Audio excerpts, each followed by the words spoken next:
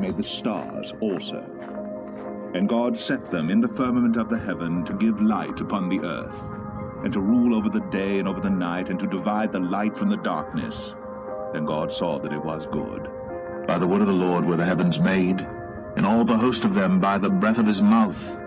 He gathereth the waters of the sea together as an heap. He layeth up the depth in storehouses. Let all the earth fear the Lord. Let all the inhabitants of the world stand in awe of him. For he spake, and it was done. He commanded, and it stood fast.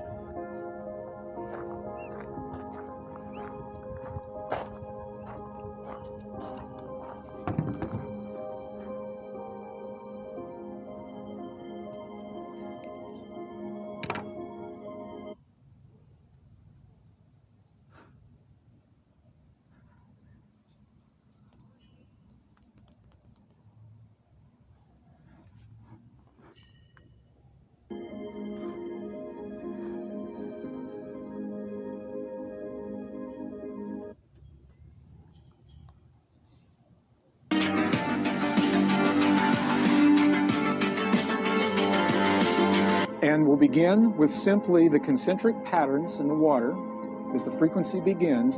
Every once in a while, we'll reach a key threshold resonance, such as that moment right there. And in that key threshold resonance, the entire pattern morphed into a more complex expression of itself, simply because the frequency changed.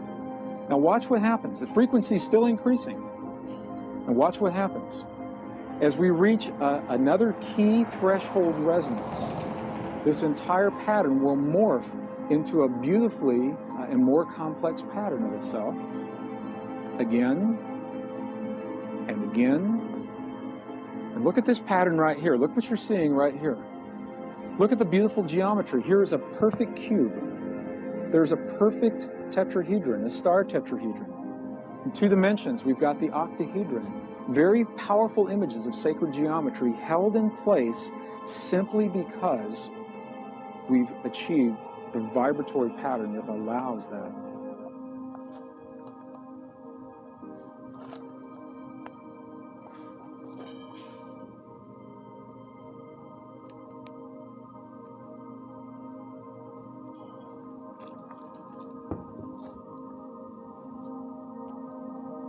Jesus states, "For there is nothing hidden that will not be revealed, and there is nothing concealed that will not be known or brought to light or made manifest." In the introduction, I provided amateur video of clouds passing behind the sun and the moon, which if you are really paying attention, you should be asking yourself, how is this possible if the sun and the moon are as far away as we've been taught, or I should say, programmed to believe? You also watch Mike DeGroy describe how there is water below the waters in the depths of the ocean, similar to what's described in Genesis 1:6, where it says, "Let the firmament divide the waters from the waters." I also provided amateur video footage of stars, which the Bible describes as heavenly hosts or angels that have a constant rotational path that does not change, with the North Star Polaris being the center point that remains constant and does not move. What I found amazing throughout my research is that stars give off the vibrational frequencies and have the same characteristics as the geometric patterns that are captured by a seismoscope when vibrational frequencies are applied to water. This led as heavenly hosts or angels that have a constant rotational path that does not change, with the North Star Polaris being the center point that remains constant and does not move.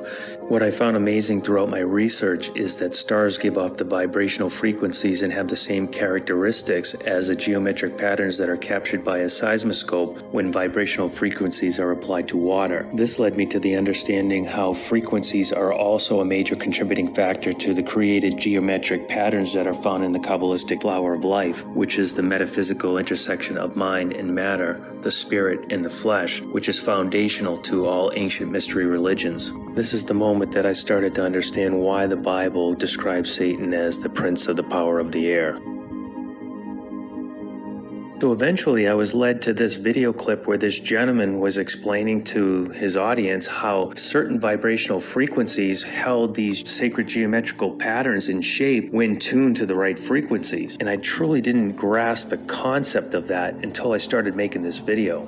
One of the images in this video that was revealed to me was Metatron's cube, which I later learned was a very occultic symbol that is found in Jewish mysticism or the Kabbalah. And this led me down another whole path of research. The Kabbalah has been defined as the mystical expression of the Torah, which are the Hebrew scriptures. The Kabbalah views this secret mystical knowledge as a path towards immortality, which involves intensive and non-traditional religious mystical activities such as chanting and meditation to synchronize one's own vibrational frequencies in order to achieve that higher level of consciousness to commune with God. Merkaba mysticism is the foundation of Jewish mysticism, or the Kabbalah, that dates back to the ancient mystery religions of ancient Egypt. This is the metaphysical relationship between mind and matter, the spirit and the flesh. You know what all this mysticism and all this symbology is all about that we find littered throughout the world.